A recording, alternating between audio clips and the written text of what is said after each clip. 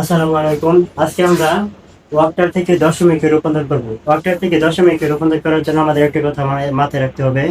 দেড় সংখ্যায় যা বই সংখ্যার বেজ দ্বারা গুণ করতে হবে। দেড় সংখ্যায় যা বই সংখ্যার বেজ দ্বারা গুণ করতে হবে।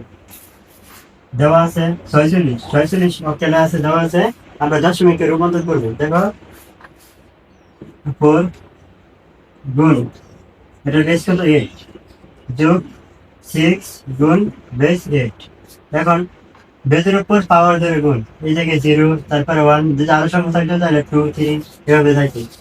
এখন শুধু ক্যালকুলেট করো।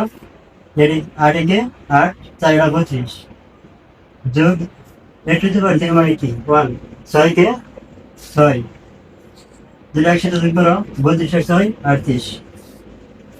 আশা করি বুঝতে পারছো। এই জায়গায় কত হইব 38, বাকিটালে 46 দশমিকে 38।